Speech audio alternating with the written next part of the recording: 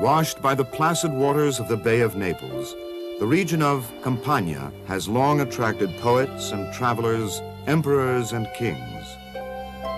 2,000 years ago, writers described Campania as the most blessed land, the fairest of all regions, not only in Italy, but in all the world. A place where the summers are cool and winters warm, and where the sea dies away gently as it kisses the shore.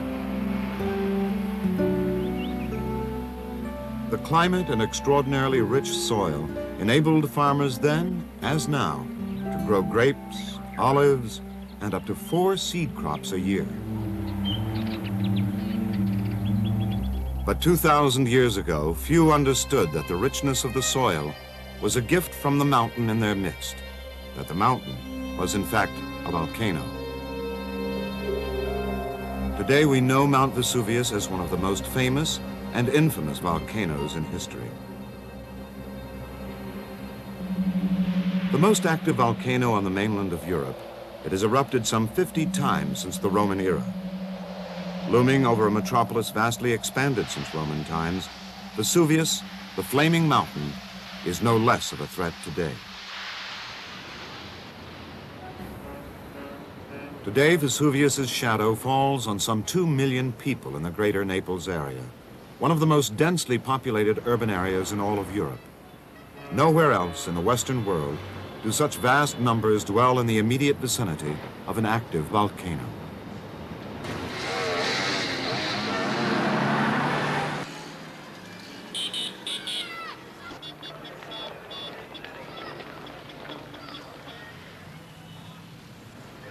Though most Neapolitans either don't know or refuse to believe that Vesuvius is an active volcano, local scientists are on 24-hour alert. Seismic information from throughout the region is continually monitored. With no practical civil defense plan possible if caught unaware, the goal is to accumulate enough data to be able to develop an early warning system.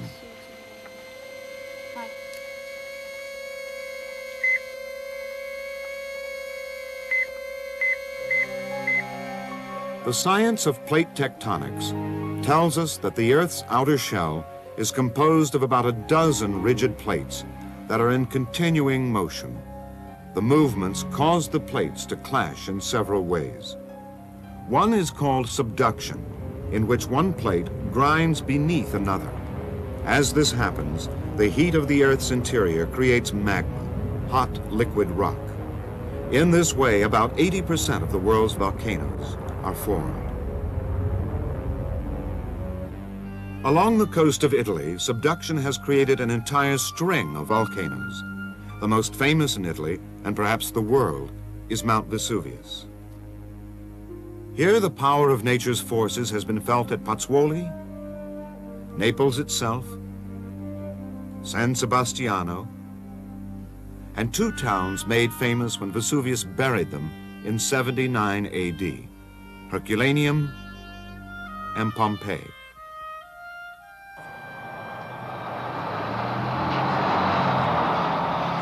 Lost and forgotten for more than 1,600 years, Pompeii is one of the great archaeological sites of the world, as much for its poignant story as for its historical significance.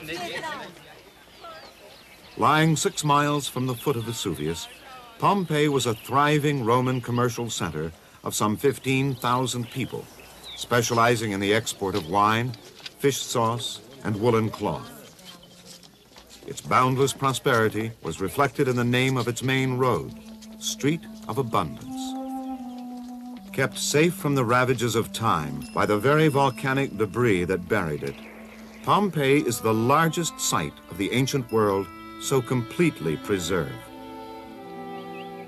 In addition to homes and shops, Pompeii had its own marketplaces, baths, and theaters. More than 100 taverns and inns catered to merchants and traders arriving by land and sea from the farthest reaches of the Roman Empire. Bakers were among the busiest tradesmen. Grain was ground into flour in stone mills turned by animals or slaves. In the oldest known Roman amphitheater, built 100 years before the Colosseum in Rome, 20,000 spectators thrilled to sporting events, gladiator contests, and battles with wild animals. Soon after excavation was begun, Pompeii's name swept the Western world, and its art and architecture had a profound effect on European and American culture. A Pompeii fever compelled painters and sculptors throughout Europe to make pilgrimages here. Neoclassicism was fueled as a major art form and remained the standard for the 18th and 19th centuries.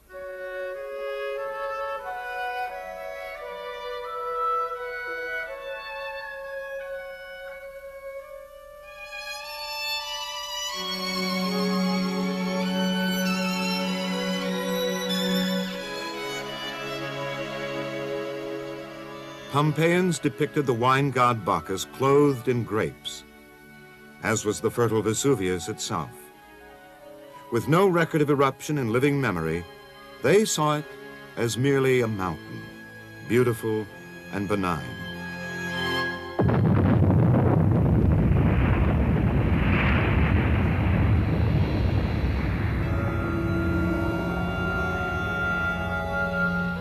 On that fateful August day in 79 AD, thousands fled the city at the mountain's first outburst. For those who tarried, the end was sudden and violent, a painful, choking death from asphyxiation by gases and ash. Their bodies were packed in the dry ash, which hardened over the years into hollow outlines of the dead. When the forms were discovered in the 1860s, plaster was injected into them, creating these faithful images of the victims at their very moment of death.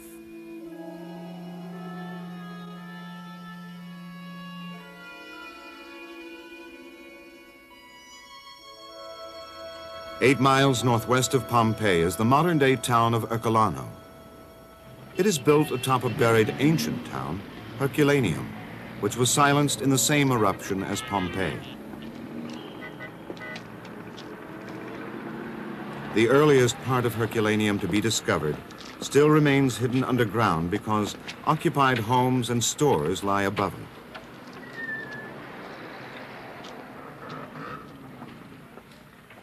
All traces of Herculaneum had been lost until 1709. Even writings about the once elegant town had disappeared or been destroyed. The rebirth of Herculaneum began with its accidental discovery by a well digger. Searching for water, he struck instead what turned out to be a Roman theater. Later, excavators knew they had found ancient Herculaneum when they uncovered marble inscribed with its name in Latin. In one of the dark tunnels, a haunting image from the past, an impression left in the volcanic debris by a statue toppled from its pedestal. Magnificent treasures were uncovered, and when word of them spread, the ruling nobility of Naples recklessly looted the theater. Tunnels were ordered dug and searched, and a massive hole was cut to haul out the exquisite marble and priceless bronze statues. Then, except for sporadic digging, Herculaneum was all but forgotten once again. More than 100 years later, excavating begins in earnest when the fascist government allocates large sums to preserve Roman antiquities. Ton after ton of volcanic debris is hauled away. Only then does the ancient town begin to emerge. Pompeii had been relatively easy to excavate. Yet here at Herculaneum, workers struggled through 40 to 60 feet of material as hard as cement. Why this difference, scientists puzzled? Why was Pompeii covered by gravel and ash, and Herculaneum by a rock-solid deposit when the two towns were buried in the same eruption? Unlike the commercial center of Pompeii, Herculaneum was a residential and resort town. Built on a low bluff overlooking the sea, it housed between 4,000 and 5,000 wealthy retired citizens, artisans, and fishermen. The most notable gathering places in Herculaneum were the bathhouses. Heated by fires and tended by slaves, the baths drew residents almost daily. With separate sections for women and men, the baths were a place to relax, socialize, and conduct business. Now, based on records from the past, with the help of an artist's hand, Herculaneum is magically recaptured as it was in the glorious days of the Roman Empire.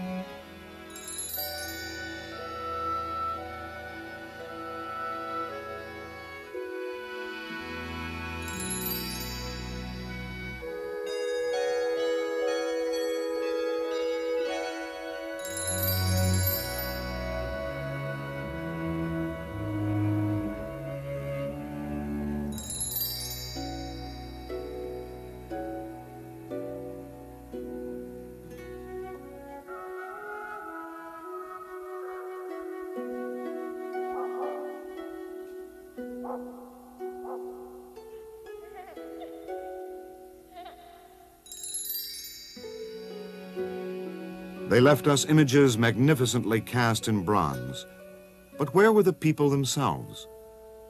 Few human remains had ever been found, and scholars concluded that surely the people of Herculaneum had successfully escaped.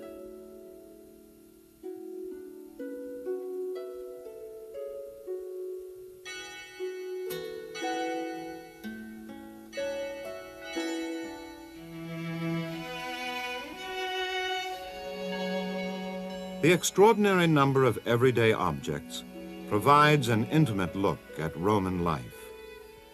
A cloth press in a cleaner's shop.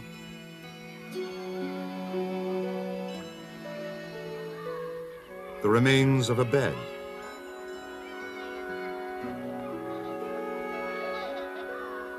A baby's charred cradle. A charred dog. Magnificent jewelry, hand-hammered from the purest of gold.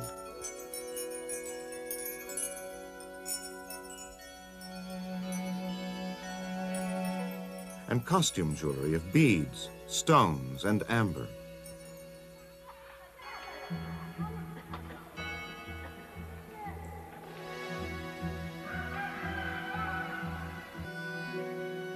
And perhaps most astounding of all, food set on the table, walnuts, freshly baked bread, eggs, and figs preserved for nearly 2,000 years.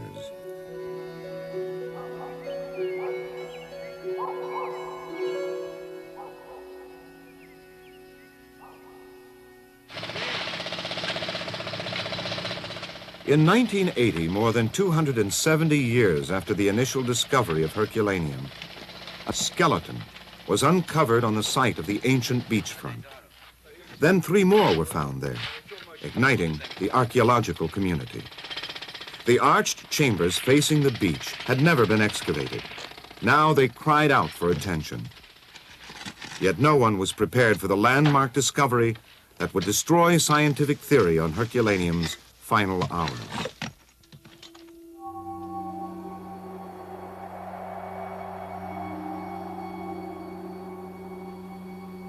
Many Herculaneans had not escaped. Huddled together in the dark recesses of the chambers, scores were overtaken by Vesuvius's indiscriminate rampage. Perhaps members of the same family, one group died locked in embrace.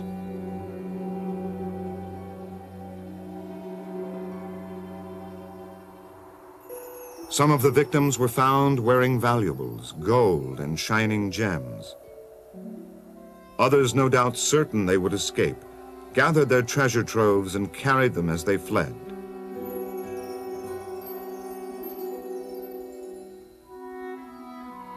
Today, the cataclysm that brought instant death has become an unparalleled legacy for modern scientists. Analysis of the bones may answer some of history's riddles about Roman culture and daily life.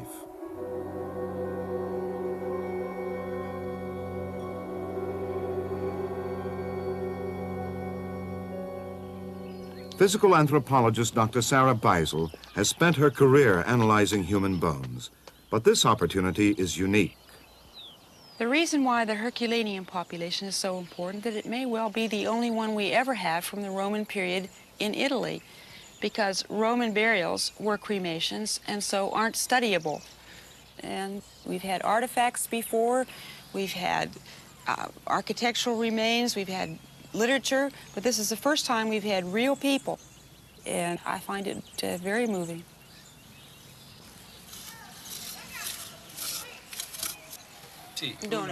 Working with chief excavator Ciro Fomacola, Beisel uncovers treasures locked in the earth for nearly 2,000 years.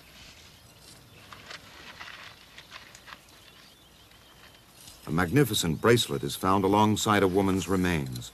No doubt a person of wealth, she was found with much gold jewelry. I think she must have had them in her purse, since her arm is off in another direction. Oh, this one has a little chain.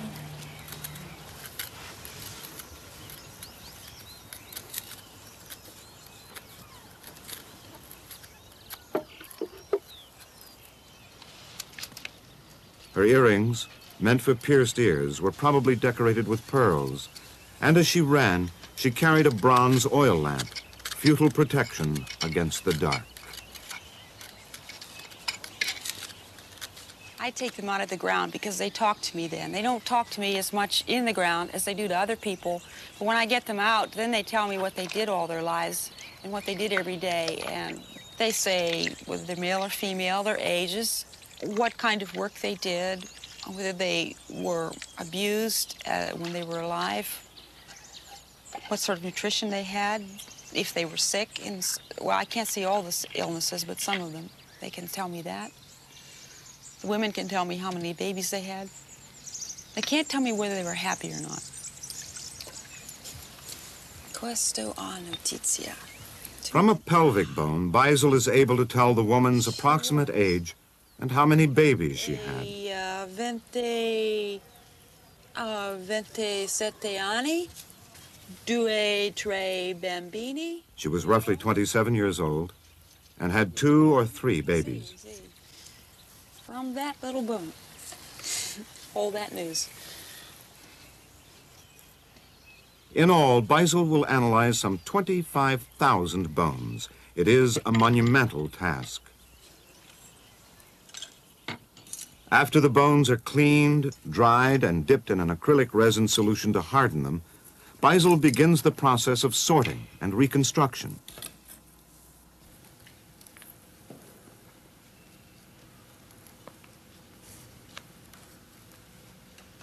In general, I think they are pretty healthy. I haven't seen some of the gross diseases that I might see. Some of the people who I presume were slaves show signs of working very, very hard, and they're, of course, not nearly so healthy as some of the other people.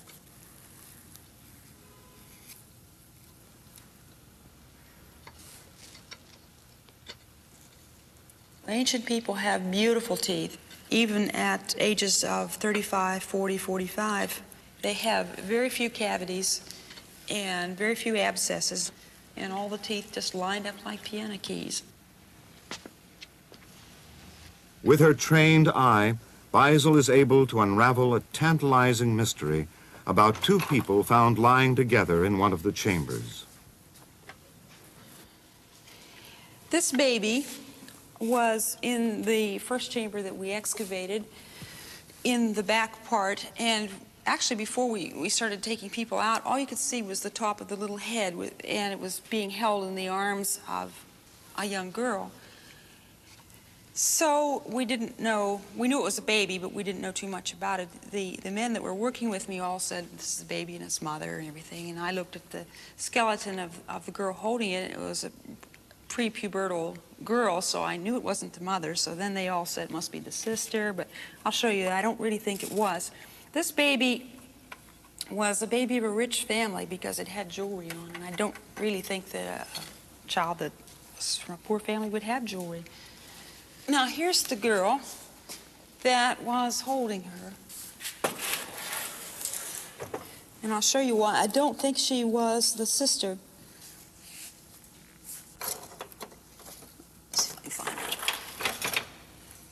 sort of a nice-looking person, isn't she?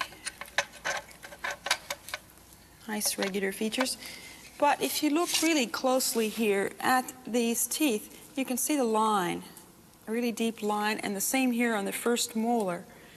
Now, this deep indentation into the enamel shows that when the tooth was growing, when this particular part of the tooth was forming, she just simply wasn't getting anything to eat. So that in itself does not point to a girl of a rich family. This is even more telling.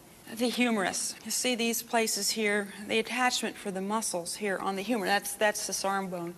The attachment for the muscle here shows severe pulling of that muscle, which would really only happen in someone who was lifting things that were far too heavy for her to lift. And no daughter of a rich family would have to work like that. So I think she was a slave.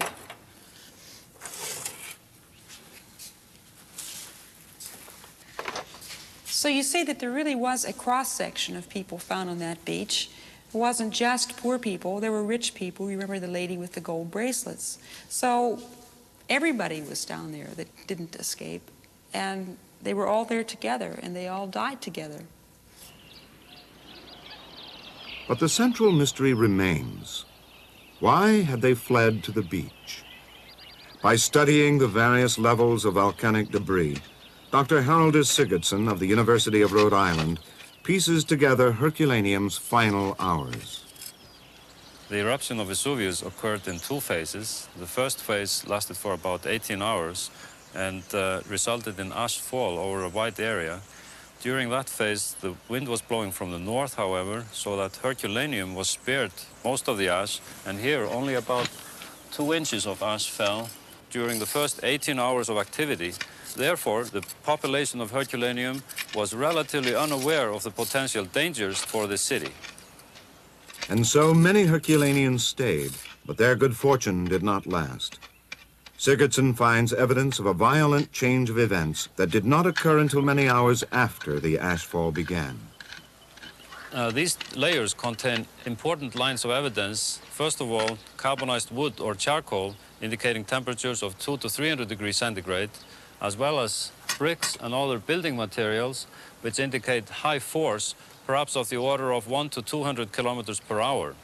These layers, therefore, in our interpretation, represent surges. Now, surges are the most deadly phases of volcanic eruptions. One phase of the Mount St. Helens eruption in 1980 was a surge. Unlike slowly advancing lava flows, surges explode with the force and fury of a nuclear bomb blast. Compared to Mount St. Helens, the eruption of Vesuvius in 79 AD was 10 times more powerful. For 12 hours, Vesuvius hurled into the sky a column of pumice and ash, at times as high as 20 miles. When the column collapsed, it created a surge, a superheated avalanche that blasted through Herculaneum, killing its residents. Immediately after the surge, a slower moving river of debris called a pyroclastic flow entombed and preserved them. Of the 5 surges that followed, 3 reached Pompeii, but by now most people there had already fled. Herculaneans were not as fortunate. In the ruins of one of Herculaneum's bathhouses, the enormity of the mountain's fury is clear. This heavy marble bowl was sitting here by the window before the eruption, but when the surge blasted through the window, it picked up the bowl, and the force of the surge threw it across the room, where it left this impression in the volcanic deposit. If you look closely, you'll see impressions which were left by window glass thrown into the bowl when the surge blasted through the window. As midnight approached, none could comprehend that their world would be snuffed out in one horrifying blow.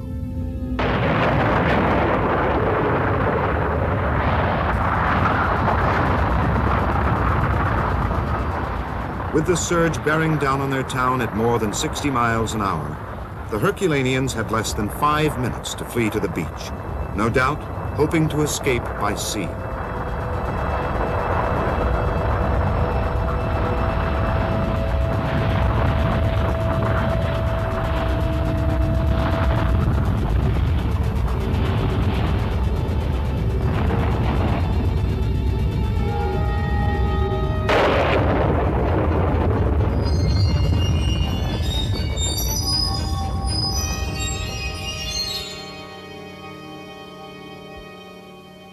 When escape became impossible, they ran into the chambers.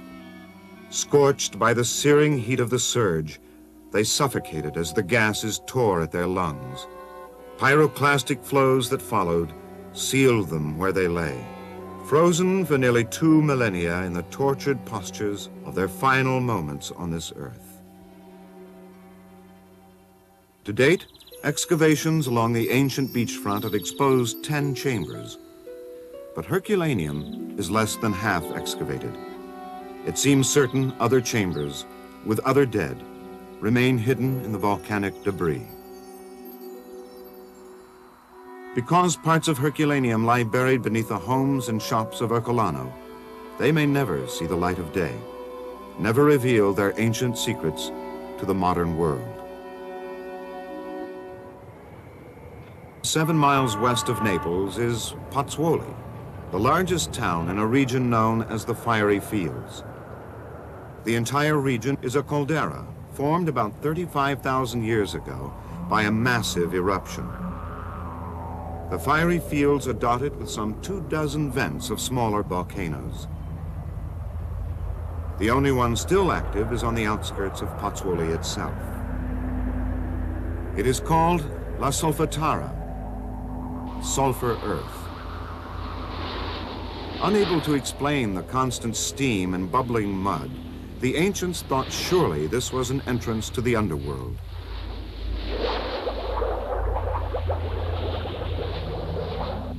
In more recent times, Solfatara was reputedly a source of inspiration for Dante's Inferno.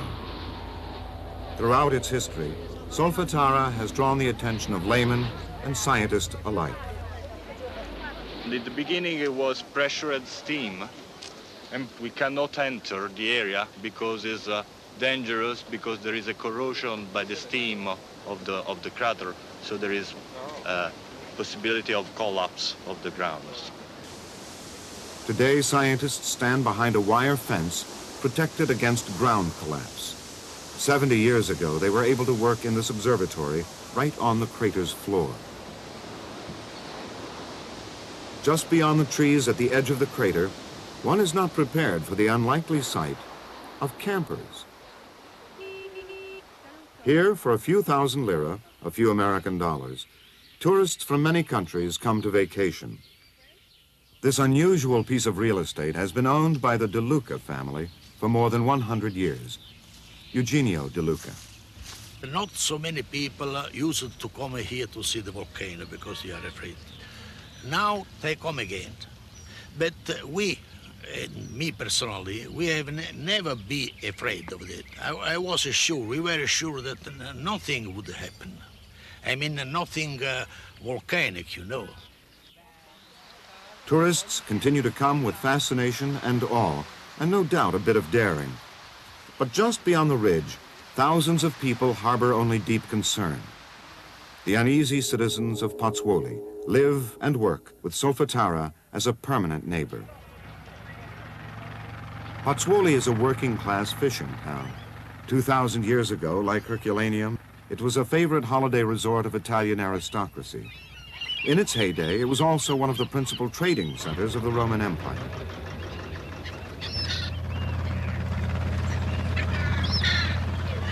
Now, as then, hawkers pitch their wares.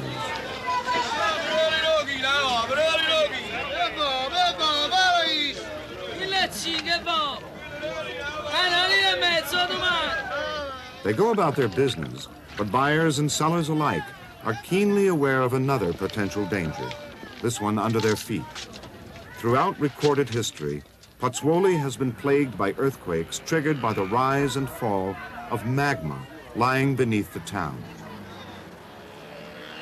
As the magma has risen and fallen, so has the town. At the ancient Roman marketplace, the columns of the Temple of Serapis were above water level when the market was built 2,000 years ago. Now they are marked with the burrows of marine mollusks. Evidence that over the centuries, Serapis has been periodically submerged. As recently as 1976, it was largely flooded.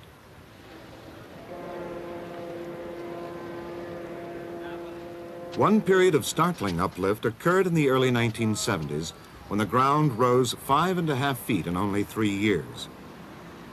Boats that once anchored alongside their docks must now be reached by ladder. Were Pozzuoli not situated near water, the uplift would be more difficult to see. In fact, it was fishermen who first noticed it, as well as the bubbles boiling up from steam vents on the sea floor.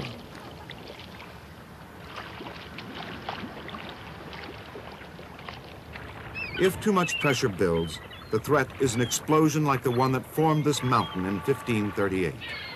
Preceded by a series of earthquakes, the eruption raised the earth more than 400 feet in just 3 days. On October 4th, 1983, after months of daily tremors, a 4-point earthquake racked Pozzuoli.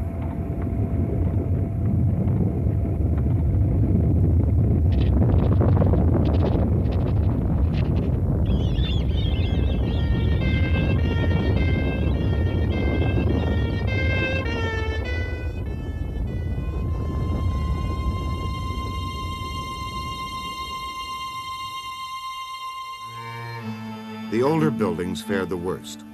Already weakened by a period of renewed volcanic uplift, many, like this church, all but crumbled into ruin.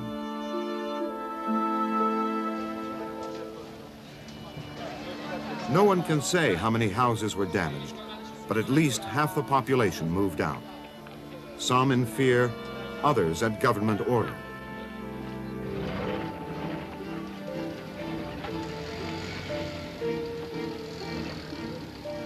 With their economy collapsed and schools closed, an estimated 35,000 people were relocated to hotels and temporary camps hastily set up by the government.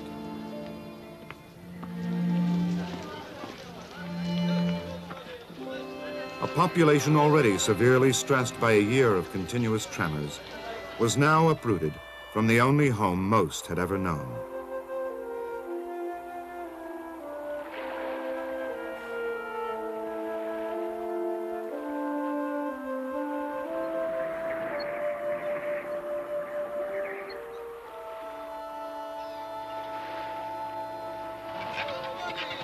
In 1985, the volcanic uplift mysteriously stopped, and people began to return to Pozzuoli. Some businesses, their buildings destroyed or deemed unsafe, set up temporary shops in the town's main park. Scientists can neither explain the calm nor guarantee future safety. Many residents still live elsewhere, returning to the town only by day.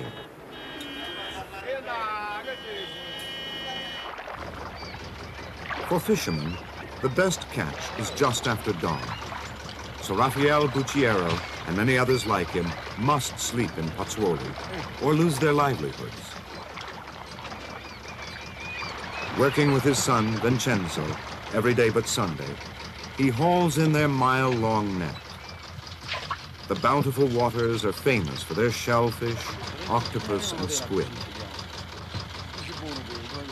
Vincenzo has a full-time factory job during the day and has no desire to become a fisherman. But he knows his father needs help with the physically demanding work. Vincenzo has his own family now, but his ties to his parents remain strong. Rafael's wife works perhaps hardest of all to keep family ties intact, traveling daily to Pozzuoli by bus from where she now lives. Annunziata Bucciero is too frightened to stay in the damaged apartment the family once shared.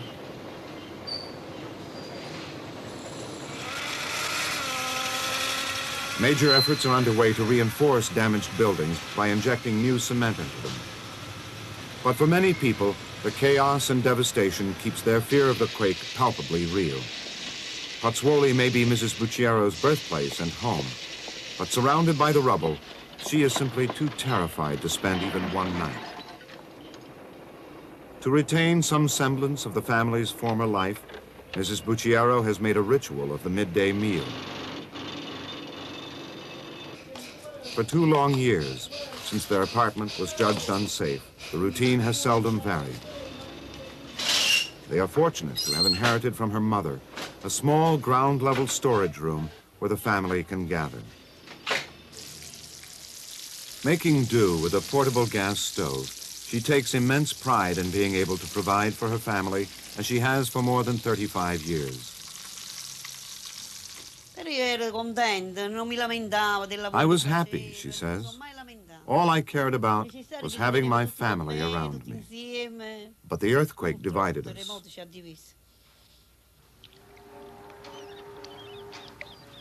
In a few years, retirement is the goal of Rafael Bucciero, now 61. Until that time, his life remains tied to the rhythm of the sea. È come lo so, bisogna abbracciare la croce fra io e lei. He says, we have this cross to bear, my wife and I. Our children are scattered all over. We can't all be together, so we fixed up this little room. My wife and I sacrifice. I fish, and she comes and cooks and cleans.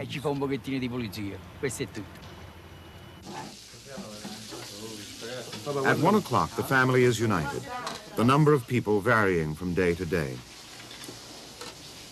With their parents today are one daughter and one son, and their respective fiancés.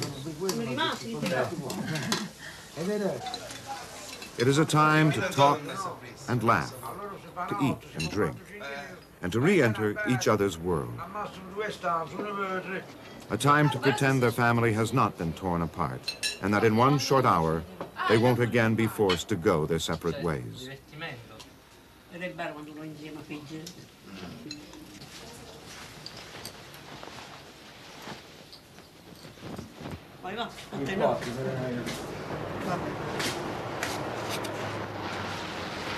Ciao.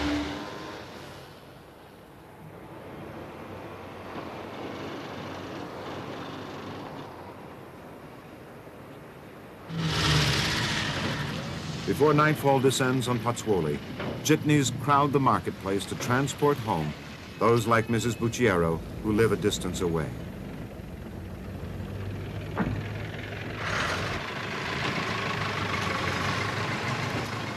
My family is everything to me, she says. Alone, late at night, I sometimes cry.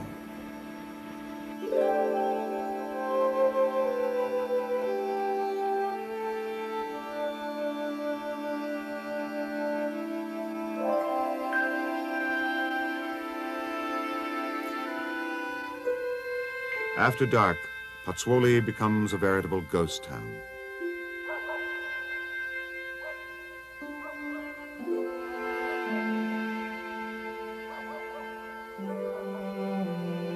His net set out for the night, Raphael eats the evening meal his wife has left behind.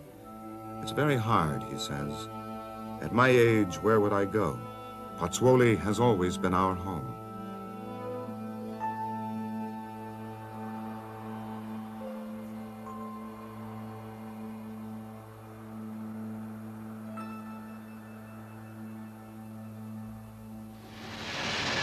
Home or not, many residents have been forced by authorities to leave.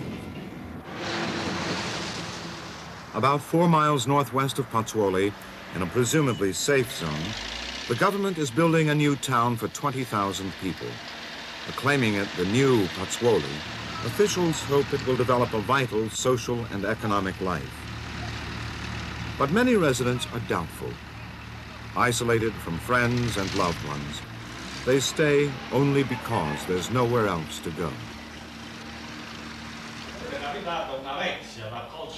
Perhaps none are more deeply affected by Pozzuoli's problems than some elderly who are separated from their families and their town. During the quake, she says, the walls were going like this. And I called out to Jesus. The ceiling was shaking, and the smell of cracking plaster was everywhere.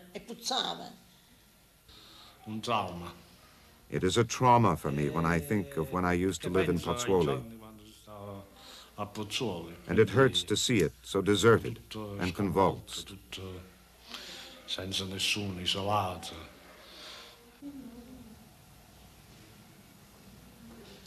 Tutto. Tutto manca. I miss everything in Pozzuoli. Un paese nativo, Everything. signorina. It is my home. Dio si vuole.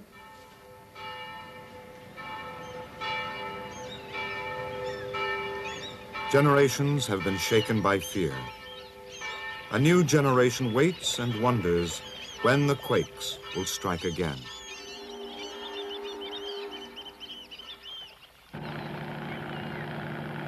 Until now, the fiery field's volcanic uplift has only been monitored on land. But the Gulf of Pozzuoli is also part of the ancient caldera. Professor Lorenzo Mirabile believes a true picture of the phenomenon will only emerge by including a study of the sea floor. His team of scientists from Naples Institute of Oceanography will place instruments at 4 locations on the bottom of the Gulf. Surface buoys will mark their location. The instruments will indicate any uplift of the sea floor by measuring the changes in the height of the water between the bottom and the surface.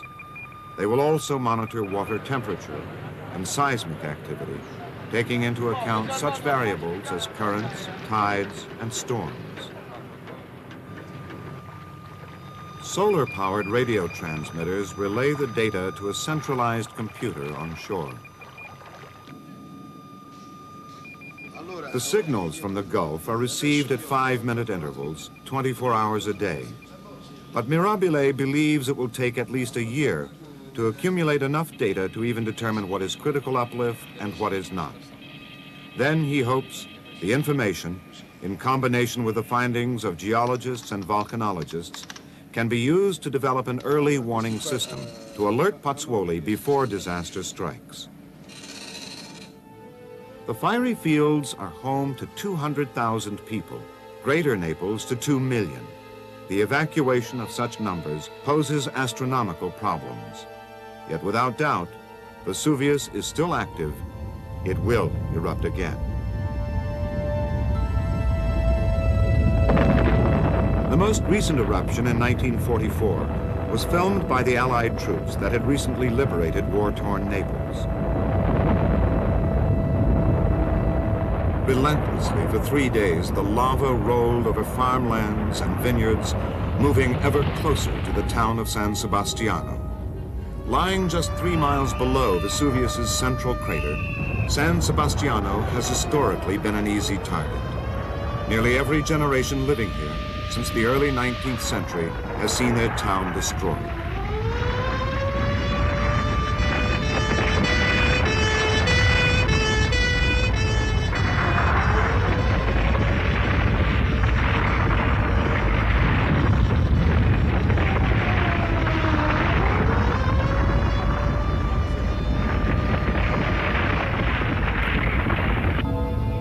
Even their patron saint seemed helpless against the onslaught. Miraculously, only 2 people died, but 2/3 of the buildings were totally destroyed. Most of the population was homeless. 200 yards wide, the solidified lava flow remains today as a vivid reminder of San Sebastiano's perilous hours. One man remembers well. 19 at the time of the eruption, Rafael Capasso would go on to become mayor of San Sebastiano, a position he has held for 31 years. For his 10-year-old niece, he recalls the events of 1944 as the lava advanced and inundated the town. Could it erupt again, she asks. Yes, he replies. The volcano has been sleeping now for 42 years. We've never seen it sleep that long before. But, he goes on, we must rely on scientists to alert us in time. Under Mayor Capasso's leadership, San Sebastiano today is a thriving, bustling town. As a young man, it was he who urged the townspeople not to abandon their city, but to rebuild. And rebuild they did, right on top of the lava.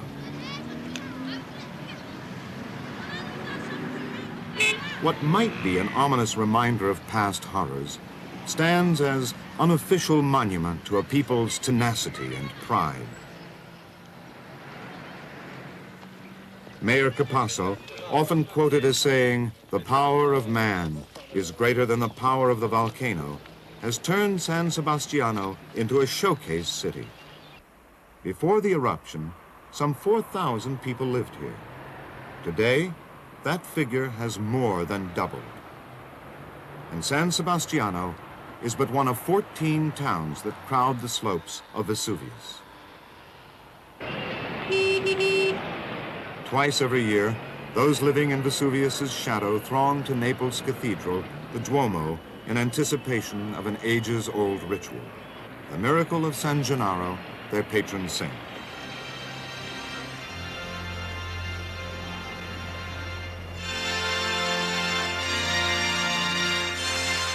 San Gennaro, martyred in 305 AD, is said to have saved the region from famines, plagues, and cholera.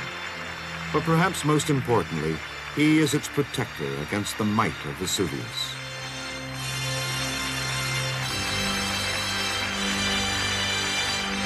A small amount of his dried blood is stored in the Duomo. The faithful believe it must turn to liquid today to ensure Naples' safety from Vesuvius for another year. Occasionally, the miracle has not occurred. For instance, in 1979. Then, in 1980, the region suffered a devastating earthquake from which it is still recovering. Nearly 3,000 died. 100,000 were homeless.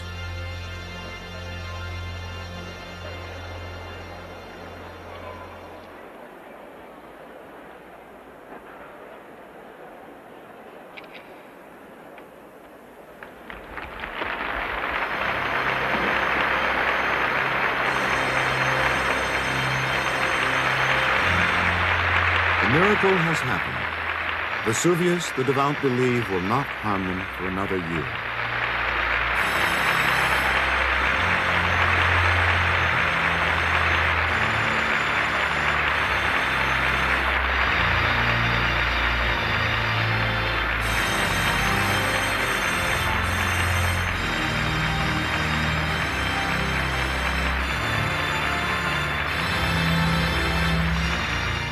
They offer prayers of thanks. This land holds their roots. It is their beloved home. And once again, San Gennaro has assured them it is safe.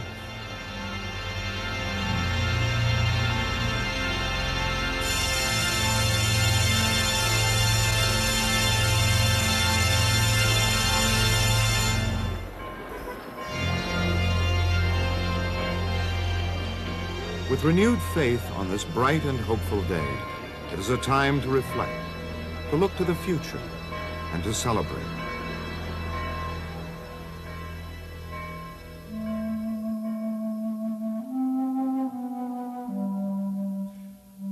Yet even as they rejoice, the faces of the present hauntingly evoke the faces of the past.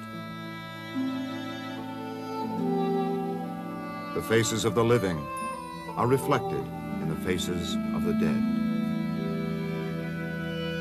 In 1632, the Viceroy of Naples warned, "Children and children's children, hear. I warn you now, sooner or later this mountain takes fire.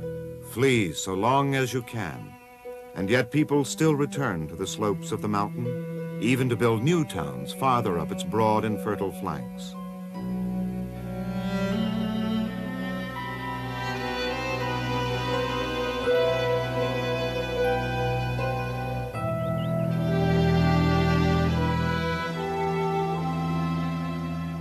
In years to come, scientists will continue to be drawn to the towns of Vesuvius, to probe more deeply the mysteries of the past, to ponder the fate of those whose lives were lost.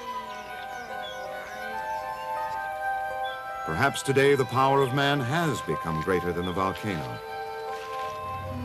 Perhaps science does hold hope for a future when nature can at last be tamed.